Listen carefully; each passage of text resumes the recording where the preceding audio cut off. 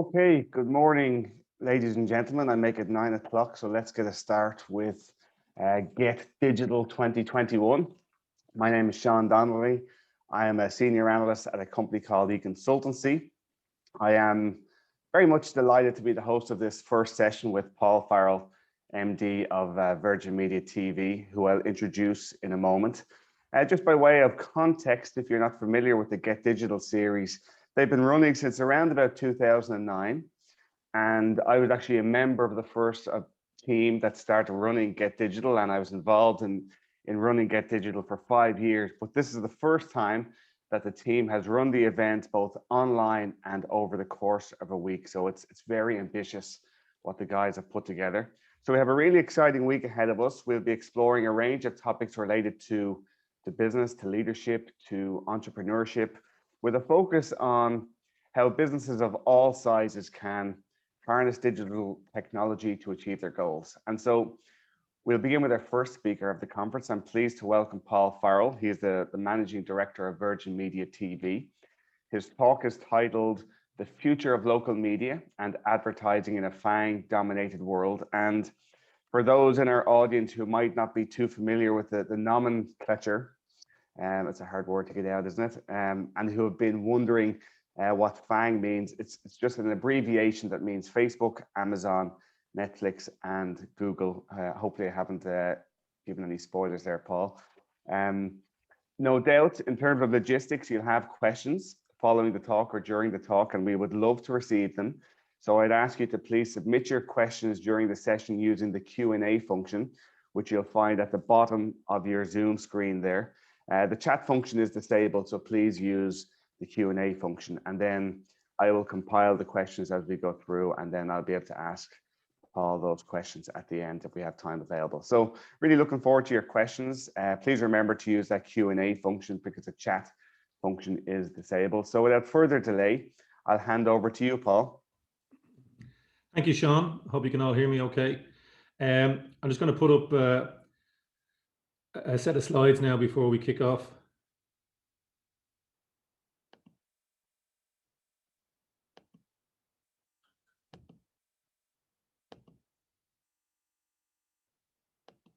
Yeah, hopefully you can all see that. Yeah, as Sean said, my name is Paul Farrell. I'm the Managing Director of Virgin Media Television. And this morning, I added an extra A into this one, Sean, just to totally confuse you. I threw Apple in as well, and you could make it as long as you want.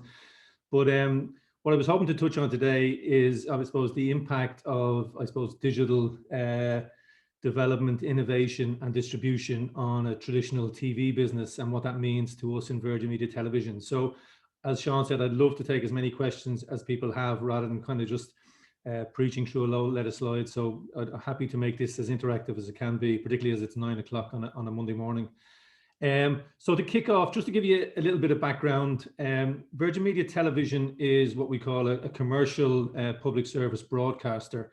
And what that means basically is we have a license from our regulator, which is the Broadcasting Authority of Ireland, to transmit and broadcast television in Ireland. With that license comes a set of regulations around what we broadcast and some obligations around news content and certain types of content. But predominantly what it really means is we have to generate all our revenue from commercial income. And in the TV world, traditionally, that's been very much advertising, and we'll touch on that later on in the presentation. In terms of what our business looks like, I'm just kind of, giving you kind of a high level slide there, but on a weekly basis, we generally kind of touch 2.7 million individuals across the country. So still a very strong audience, obviously an audience that's fragmenting. And again, we'll touch on that later in the slides. And on the other side, you've seen on the right hand side, we have 3 channels that we offer free to air in Ireland, and we generally come in the top 6. So you'll see again where we sit relative to the main channels. And obviously there's a whole range of other channels in Ireland distributed across a range of platforms that eat up smaller percentages, but we have a very strong presence, as you see, across the top 6 there. So that's kind of who we are. The other bit that you may or may not be aware of, we do deliver and produce a sports channel for our parent business. So Virgin Media Television is owned by Liberty Global, which again, some of you may be familiar with. John Malone would have founded Liberty many, many years ago in the US and became known as the cable cowboy. He founded cable television. Liberty owns our business, and our partners are owned by the same parent as Virgin Media Broadband. So we produce a sports channel for Virgin Media Broadband and TV customers, and that's another part of what we do here in Virgin Media Television. So hopefully that gives you a little snapshot of who we are.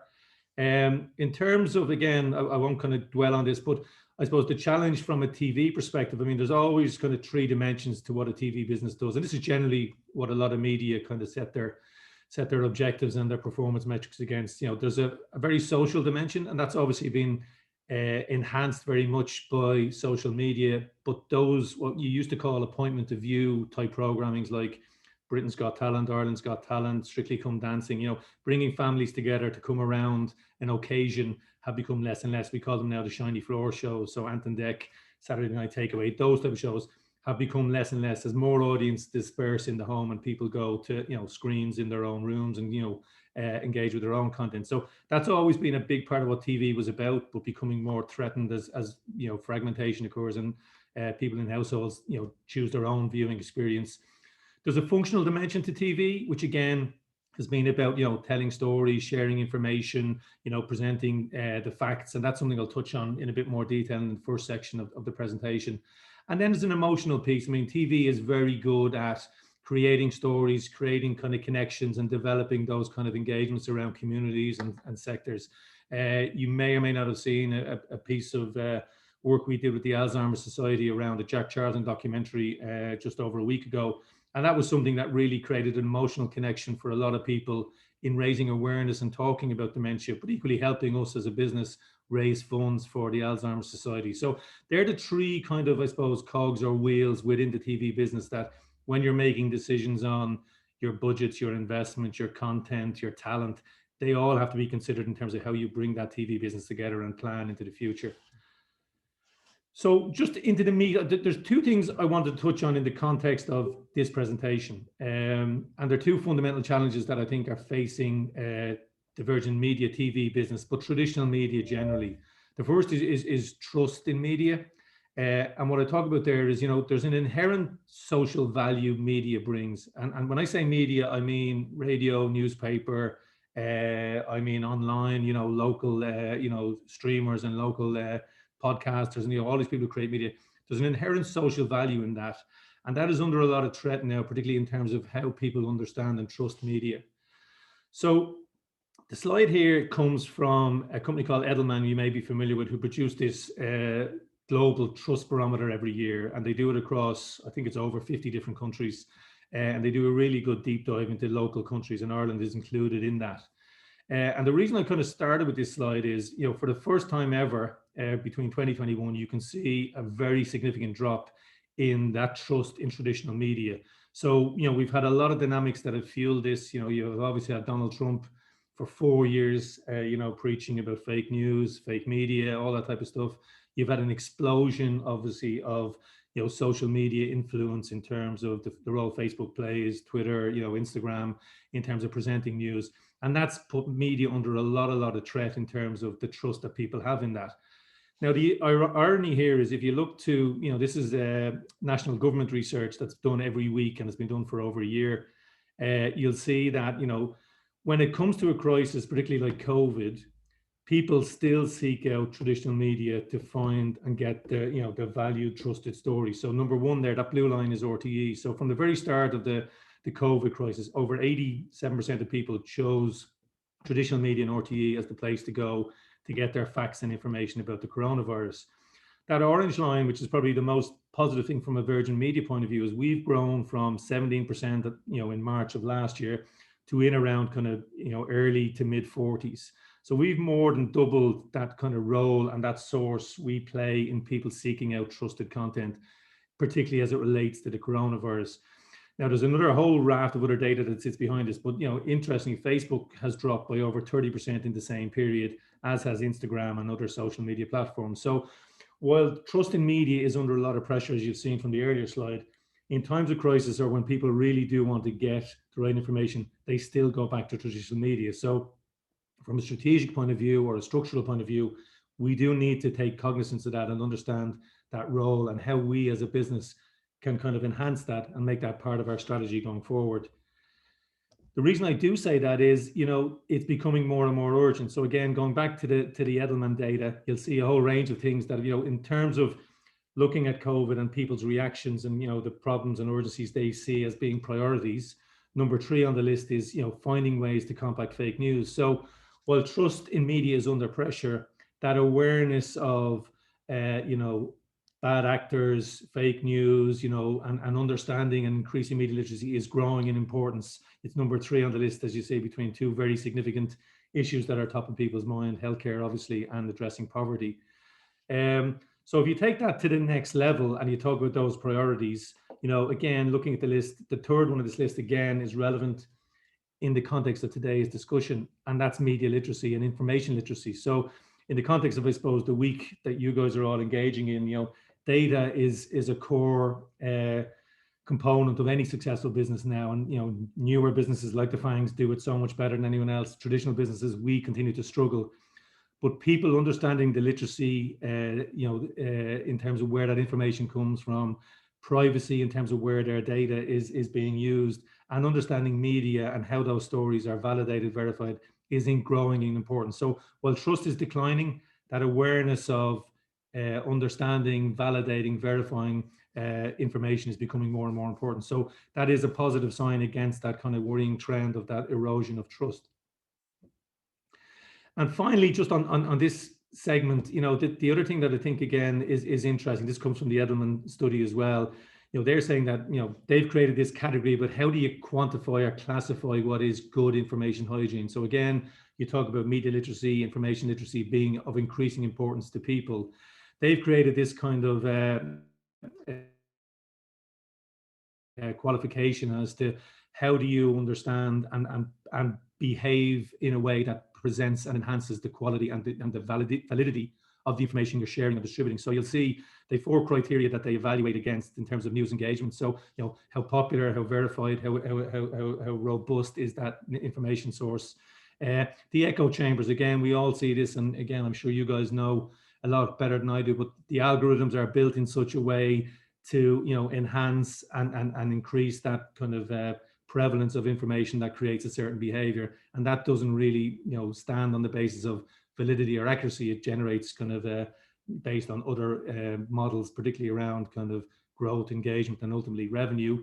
The verification, again, in traditional media, probably a much more thorny subject to get into today, but defamation laws are much more egregious for traditional media players than they are for platform providers like your Facebook and your Googles. So in that sense, validity and verification is a cornerstone of traditional media, yet the platform providers are allowed to claim that they are purely distributing information and don't have any accountability for that. Although even today, I think I saw Facebook have taken down over 100,000 different stories that were kind of anti-vax or false information. So they're trying to catch up, but maybe it's a little bit too late until regulation gets ahead of that. And we're seeing what's happening in the US around that, and Europe are coming close behind. And then the 4th point is, do not amplify unvetted information. So against those 4 criteria, they're saying in Ireland, the report says basically 1 in 4 people are operating what they classify as good information hygiene. So all the more reason, as we touched on the previous slide, for greater emphasis on media literacy, information literacy, and the work, the colleges and education establishments and the government and media providers can do to enhance that will become more important over time, in my view. So that's kind of the first section, as I said, just in terms of trust. And as I said, privacy, you've even seen, the guys in Apple now are trying to make a play in terms of their credentials around privacy against Facebook, which again is, again, a little bit ironic, but again, over time, particularly over the next few years, I think people will become more in tune as to the value and the role their own data and the data they're sharing and giving to platform providers has, and maybe become more conscious and protective of that. So that's a thread, as I said, from a traditional media point of view, is look, we need to regain and build that trust, but in a way where distribution, particularly by platforms, is against us. We need to kind of step up in that distribution model. And that plays very nicely into, well, how do we reimagine our commercial model? So the second area I was going to discuss this morning is that kind of understanding of our commercial model. As I said at the very start, 96% of our revenue comes from what we would call traditional advertising. So that's basically companies, brands, local businesses coming to us and saying, look, we want to share a message. Tell us what audiences you have. We'll create an advert, or we'll run a promotion, or we'll do a placement within some programming, and we'll pay you for that privilege on the basis that that audience will engage and ultimately respond either through, a recommendation, a referral, a purchase, a sharing of some sort of commercial transaction. So in that world, if you look at this slide, this is the forecast of advertising revenues up until 2024. So on the face of it, that looks like a pretty solid trend. Advertising revenue continues to grow in the right direction and grow at a reasonable level across the globe. But if you come back to kind of what I said earlier, from a traditional TV business, and this is kind of local data from core media, there's a number of dynamics in this. So, the market is obviously taking a hit through COVID. So you see there, $1 billion in 2019 drops down to about 900 million, and then goes back to about 980 forecast for this year. But the middle kind of graphic is the one that I think is the most important. So online advertising revenue now is over 50%. And back to the kind of start of this presentation, over 80% of that online revenue is shared between Google and Facebook. So from a market that's worth about $1 billion, you now have Google and Facebook generating probably 40 to 50% of that market and dominating that market. And you'll see across the other side of the pie chart, how that split relates to other media. So that dominance from as I said, a FANG perspective, in terms of our traditional business model, is becoming more and more of a threat, and something we're kind of, I suppose, increasingly concerned about. And like all traditional businesses, I worked in newspaper businesses for 5 years through the last recession, and the exact same thing played out in newspapers. The traditional model started to decline, readership moved online, and newspapers had to kind of change their model, and TV is now in the exact same place. What's accelerating that challenge, as I said, if we're really selling eyeballs to advertisers, you'll see on this graphic, the pink image highlights what's called OTT subscriptions. So you can see across the world, the trend that's there in terms of that level of growth. So, anything from, high, 10 digit, 13%, all the way up to 43, 55% in Australia and Singapore. The growth in OTT subscriptions is going at such a strong rate against the decline. The blue graphic is about what we call pay TV. So where you pay, a provider for a TV service like Sky or Virgin Media, or, in the UK, I'm trying to think about it in the UK, it's actually Sky and Virgin Media in the UK as well, but, across other countries. So you'll see that's kind of the other challenge. So advertising revenue is based on eyeballs and viewerships. Generally, 80% of that in Ireland comes from those kind of pay TV providers. That's under pressure across the globe. And then the OTT subscriptions to, your Netflixes, your Apple TVs, your Amazons are all going at a much faster rate, which puts more pressure on that commercial model. Again, you're probably all familiar with this, but just looking at what's happened over the last kind of 12 months. So you'll see on the left there, the main OTT subscribers across the bigger markets you'll be familiar with. And then on the right-hand side, the new subscriber platforms that have launched in the last 12 to 18 months. So a real proliferation of providers, supply, delivery across OTT, that again puts more pressure on traditional media, local broadcasters, local providers. So at some point, this is what's fueling that growth you saw on the previous slide. There's a real explosion of supply, but where is that going to end? So, if you look at this slide, what you'll see here is across each country, this is the average number of subscriptions people have in each market. So this is, people paying, a monthly fee for some form of OTT service, whether it's YouTube or whether it's Amazon or Apple, or you saw the list of other providers on the previous slide. And the question you have to ask here is, if you think about the traditional world where you were paying for your broadband, you were paying for your TV, increasingly you were paying for your music, whether it was Apple or Spotify. Now you're paying for a lot more smaller service providers, but the aggregation of that monthly investment is growing disproportionately. And the expectation is over the next 2 to 3 years, that US number of 8.7 subscribers per user will fall to around 3 or 4. Some of that will be driven by economics, where people will just say, look, I can't pay that much anymore. And some of it will be driven possibly by aggregation. So Screen Hits, again, you may be aware or not, but launched in the US and the UK recently. And they're a service where they're providing an aggregation platform for people to put all their subscriptions into one service. So if you think of the old world, I mentioned John Malone. I mean, you know, one of the principles John Malone grew his business and became very successful on the US was launching a cable service that allowed you on one box to get all your TV channels. Screen Hits are doing a version of that now for your OTT or your subscription services. So again, you'll see the different shape of subscriptions across the globe there, but it does feel that at some point in time, a level of aggregation or people kind of making more, commercial or kind of cost-based decisions about the amount of subscriptions they have will start to shape this growth that you saw earlier. And in that, another kind of element to consider in where that goes is, this sense of between aggregation and consolidation. You see on this slide, a lot of the OTT services that have been launched and that are kind of chasing or driving that growth we saw in OTT numbers across the globe are owned by shared parent companies. And this is an interesting slide just to show that, which is so, while they're all, for the most part, with the exception of Disney, you can see they've already consolidated their services into their Disney Plus kind of upgrade recently. They're all plowing their own furrow and chasing its individual subscription model. Will that come together and consolidate again as those pressures from aggregation or growth start to become less positive for these organizations? And that's, again, what I was going to say, if you look at that, the next part of the challenge, so you have all these players investing huge amounts in creating content, getting, real growth in absolute subscriptions.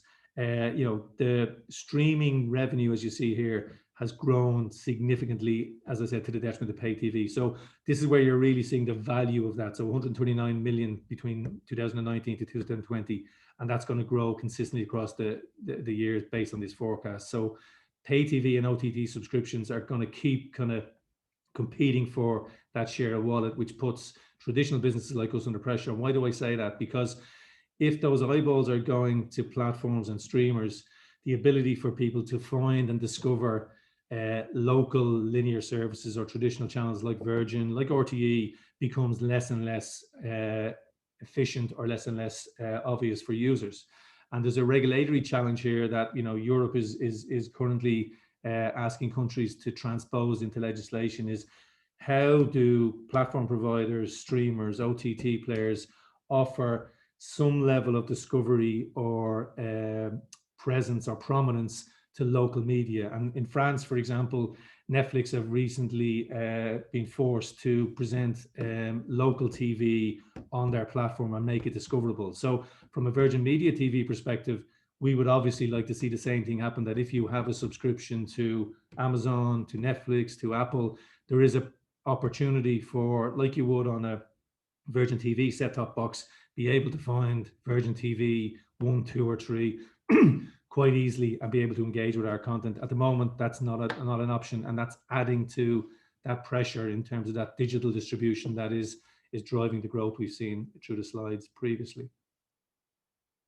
The other thing that's interesting in this, so we talk about distribution and digital distribution, and we very much always talk about the OTT players in that conversation. And they've really kind of created apps and delivered that distribution model across platforms to grow audience.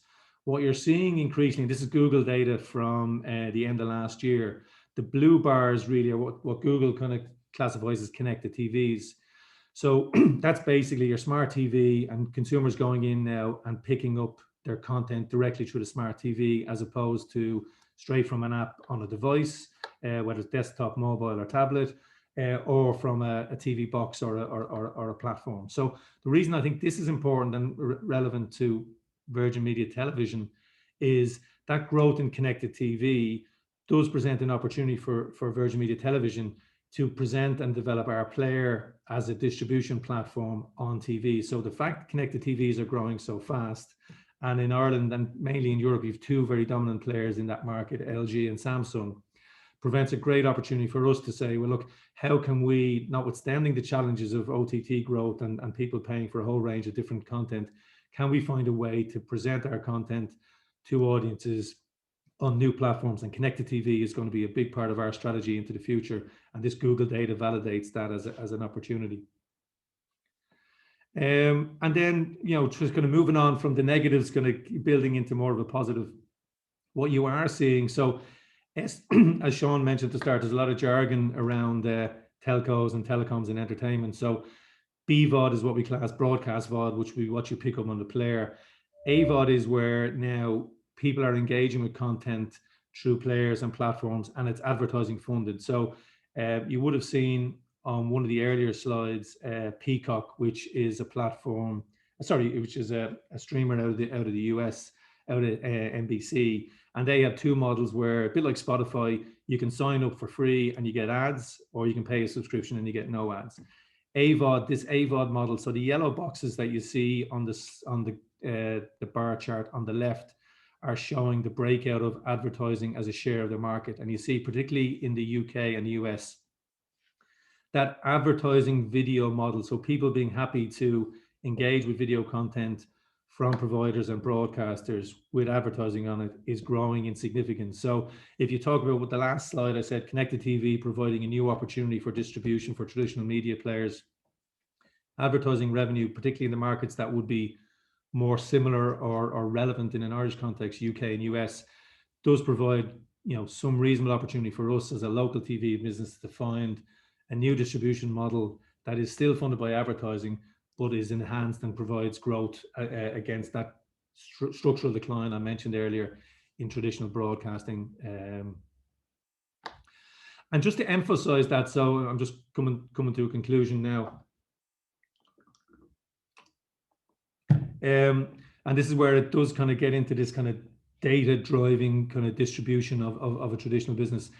I've kind of highlighted three traditional media businesses here, Channel 4, ITV and Sky, who have all made big investments in what's called advanced advertising. So what advanced advertising for a traditional TV business is basically trying to catch up with what Google and Facebook do, in the sense of having better understanding of your audience, better ability to target contextually and relevantly to what their preferences are, and then offer that as a more sophisticated service to advertisers. So the platform that the broadcasters use, the three guys here, is called AdSmart.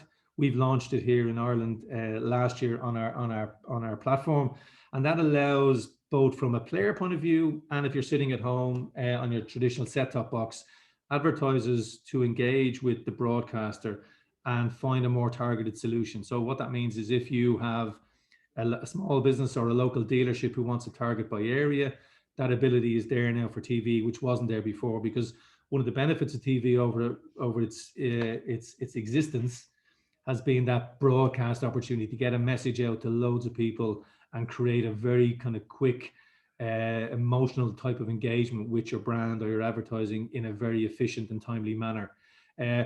With the whole kind of evolution of data and targeting and local business, TV has had to catch up, and AdSmart, advanced advertising, is the way that businesses have done that. So I've put a few stats on this and you'll see it's quite interesting.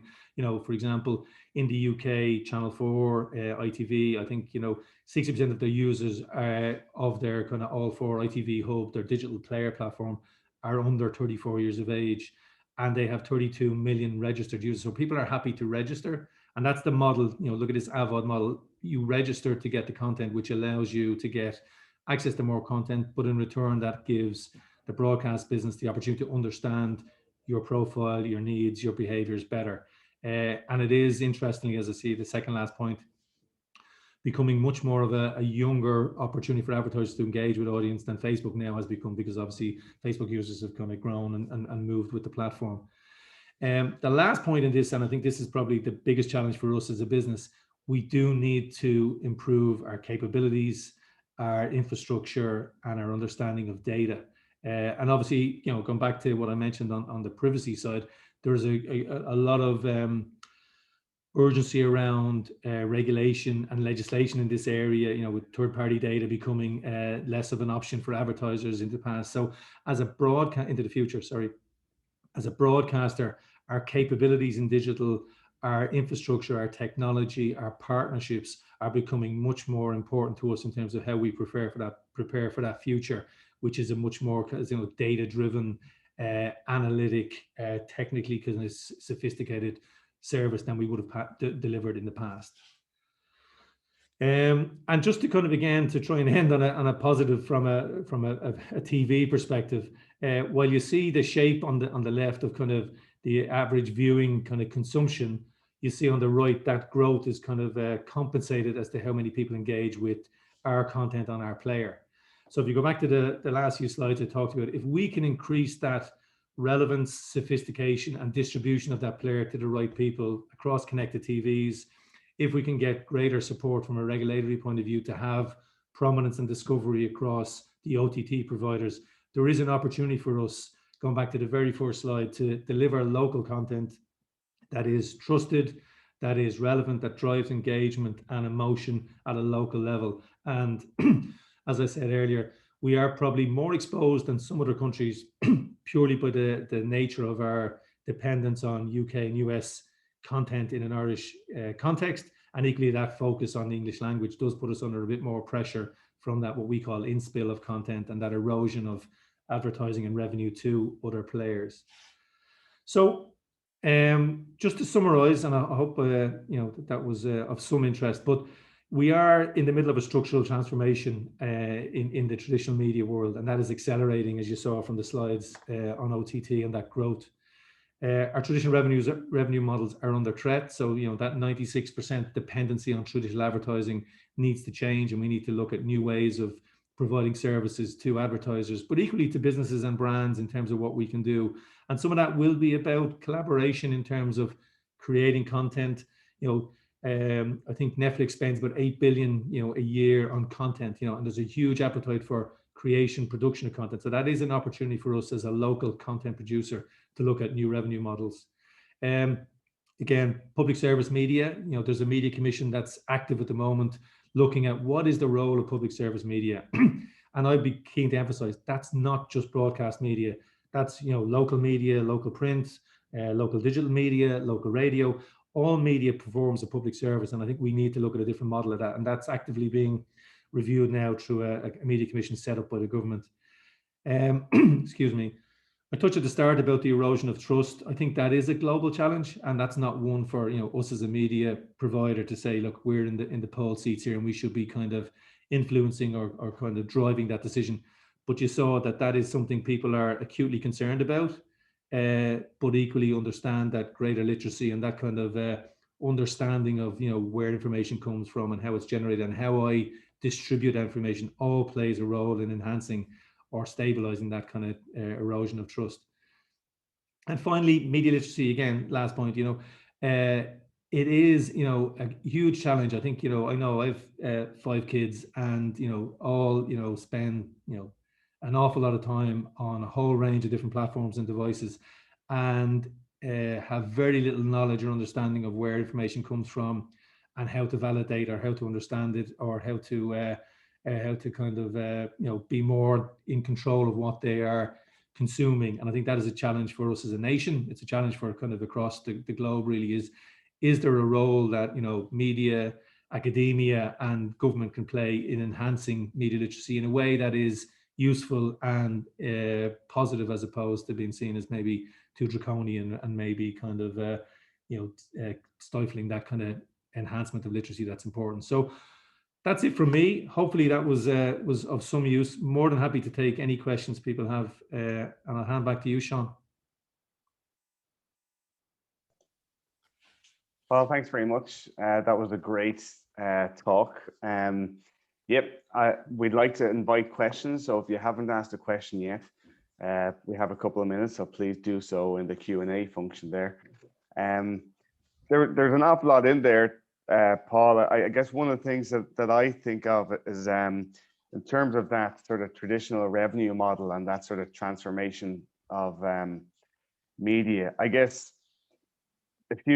when I would have worked on the GETDigital program a few years ago, one of the big things that evangelists for the likes of Facebook and so on would have talked about would have been about sort of the ability to sort of to target and measure and so on based on sort of the solutions that they offered.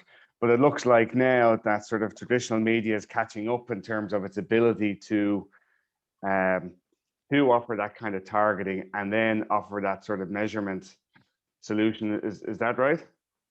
Yeah, and I think, I mean, I wouldn't be kind of saying we're there yet. I mean, we have a long way to go, but, you know, and I think that there's almost a, you know, there's almost a continuum here in the sense that local media, I think, can offer a lot more credibility and accountability in terms of the trust, in terms of the audience it's delivering, but can't offer the same sophistication and self-service capabilities that your Facebooks and your Googles can offer. So there's almost a spectrum there that I think we've got to move a lot more over to that, you know, analytic kind of delivery, credibility, self-serve solution against the backdrop of giving people the confidence that, you know, the people that see the ads actually do live in the country, are real, they're not robots, they're not, you know, farms all over the world farming this kind of data. So we've got to move a bit more over to that kind of sophistication. We'll never get to the same level, being honest, because of our dependence on a lot of kind of old systems, but we are working very closely with kind of good partners to get there.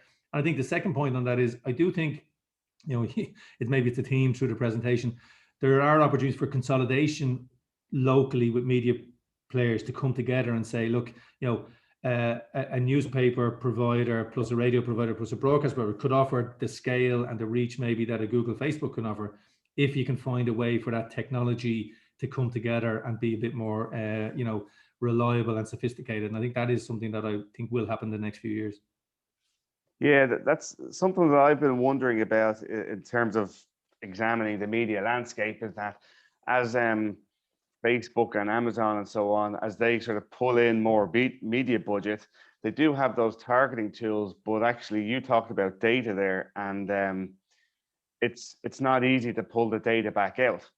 So it doesn't, as while their tools might be sophisticated, they don't necessarily facilitate the healthiest sort of advertising ecosystem.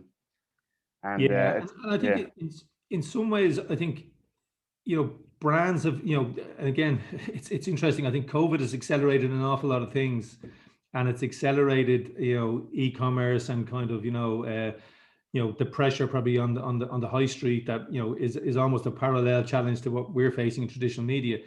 And I think in that, you know, acceleration through COVID, I think, you know, brands, and we've seen it interesting, of some of your bigger spending brands that would have left broadcast media maybe 3-4 years ago and moved totally to the Google world of kind of pay-per-click, you know, and targeted marketing, have come back to broadcast because they've seen a value in recreating and building a kind of a presence. Now, I'm not saying that's going to be a magic bullet for us into the future, but I think you're right. There is a balance there where, you know, I used to work in the advertising agency world, and I used to always, you know, you would have car brands and, you know, gambling brands. They would know exactly to the cent how much it costs to get a click, how much it costs to get a subscription, how much it costs. And that number goes up every month because there's more and more people chasing those numbers. And brands never looked and said, well, look, if there's a solution elsewhere, i.e. in traditional media, what's my cost of a subscription or cost of a click in that world? And I think if we can move more into that world and give credibility and ability, there is a chance to compete, I think, with that you know, performance model and the programmatic model. Yeah, and it's really interesting. It's a couple of years ago that I saw that, and I don't know if it still applies, but there's that whole research by those guys, Binnett and Field, you know, the long and the short of it, where they realized, actually, hold on, putting all our budget into this direct attribution stuff or isn't actually as good as we thought it was, and we need to put it back into kind of media like TV and so on. Yeah. Yeah, and it's funny. I think they've updated that study recently. I think it's definitely, it's worth a look at, because, you know, I think it's over 20 years of research that they've put into that, and there's some great kind of insights as to, you know, how you invest your marketing budget between, as you say, the performance acquisition side and the brand long-term side. Yeah. Thanks, Paul. So we have a couple of questions in. I'm going to read the shorter one first, and then I can get to the longer one. So Sarah asks, because in terms of the SME landscape, for SMEs that can't necessarily afford big media budgets, how would you recommend that they might best approach their advertising budgets?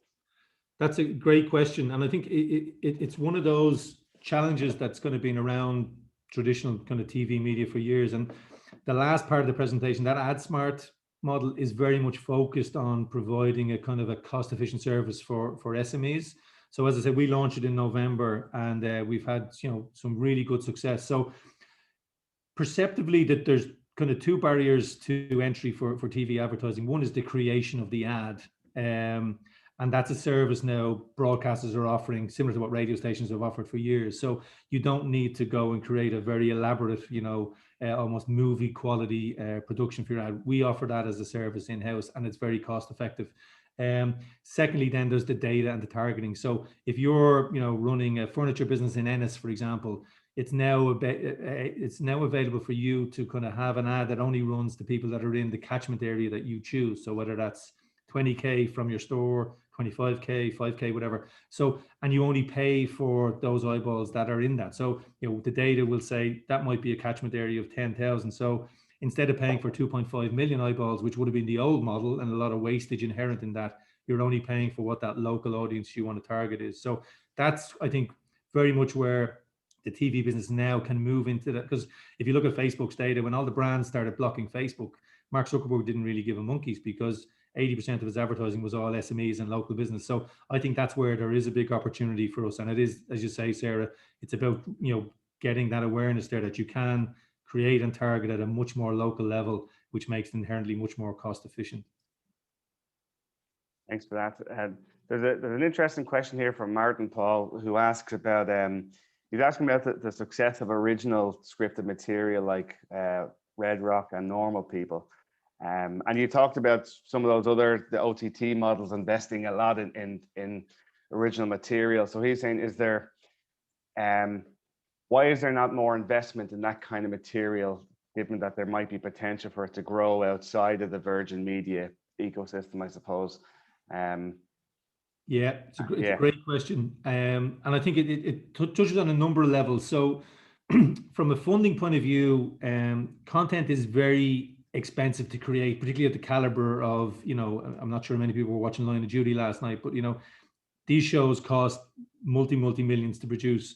And from a broadcast point of view, the business we're in, we have to make certain bets each year on what we can do. So we've done Blood, we've done The Deceived, we've a couple of other ones coming up. But in reality, we can only probably fund 2 or 3 of them a year.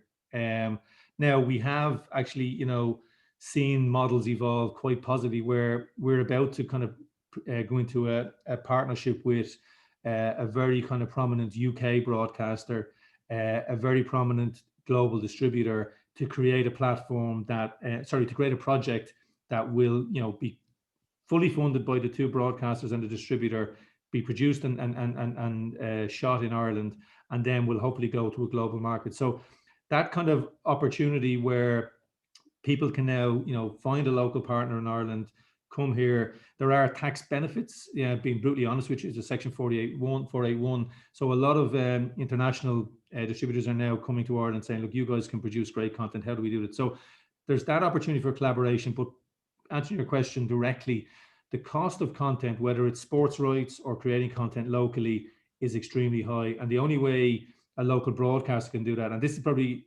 is relevant for a lot of the local production companies as well, is to find partnerships and collaborations to bring that together. And if you do it well, you mentioned Normal People, Blood went on. I think we saw Blood in something like 5 different countries. It's another 10 countries on the roadmap, is an opportunity. The other thing I'd say just against that, it goes back to, I suppose, what I said, understanding who we're competing with. As I said, Netflix are spending 8 billion, Amazon are spending 4, I think Disney are spending something like 6 billion. There's a bit where you do need to find where you can kind of, find a space that you're credible in. And I don't know if anyone managed to see Eating with the Enemy that we launched about, I think, 8 weeks ago. But that was a local concept created by a local production company. They came to us to partner on it. And I think we have something like 20 countries now looking to buy that concept. And it's an Irish concept that, will go globally. So it's again, I think there's a bit of understanding where you can kind of really create a space that you can kind of do well in, enhance that and grow the opportunity more scalably, globally. And us competing with kind of Netflix and Disney on some of these things probably isn't going to be a long-term success. Thanks, Paul. I make it 9:45. Might make one last question and then just one quick comment. So the quick comment is for Sarah. So Sarah said, thanks for the great answer, Paul. And she asked for the name again of that report that we cited, which was Binnett and Field. And Sarah, we'll ask Molly and the team if they can share that with you, because that's available. And but just as a reminder for them. And then Paul, there's an observation from Porrick, who he said he's interested in your observation about media literacy, which he 100% agrees with, and in terms of it requires investment. And I think he probably has his own kids, because he says in my experience, the teenagers are a lot more tuned in to when they're being duped by sort of fake news, so to speak, than their parents. So we asked, is it not as much about education as it is about introducing media literacy to mainstream education? So maybe it means education for sort of parents and sort of more mature people, perhaps. Oh, absolutely. I mean, I think he's spot on. I think my two eldest girls, for example, are extremely smart. I think they pick up on a lot of stuff I wouldn't pick up on. And then I joke a lot. My wife tends to get scammed on every single thing that's going around Facebook. So and we joke about the competition she enters, and the bank have rung us on a couple of occasions where we've had to shut down accounts. So I think you're right. It probably is. It does skew a bit more old, and it depends what you define media literacy at, because I think there is a piece about that kind of broader understanding of what's what's trustworthy and what's not. And then there's another piece about, which I think at a broader level, encouraging younger people to take a role in participating in media, because there are so many platforms now for people, and there's so many great podcasts, and there's young vloggers and stuff producing great stuff. How do we kind of encourage that in a way that it is talking about broader issues and not just maybe fashion and music and things like that? So I think you're spot on, Porrick. There is a broader role for this, but I'd say there's a media literacy which is about understanding and protection and kind of making decisions, and there's one about encouraging and engaging people, which DCU do a great job of getting more involved and kind of shaping that future of media. Great. So thanks, Paul. I think we'll bring it to a close. Thanks very much for your time and for your work and for sharing a really interesting and insightful talk. And thanks as well to our attendees for joining and for the great questions that we had there from Porrick and Sarah, and I can't remember the other person's name now. So I make it 9:48 now. GETDigital will continue with our next session featuring Alex Meisel, who's a returning supporter of GETDigital. He's a co-founder of a company called Grey Hair Works. He will be on at 10:30, and then we'll have further sessions all the way through until 6 p.m. today. So stay tuned. So my final thanks again to Paul, and thanks everybody for joining. See you later. Thank you. Thanks, Sean.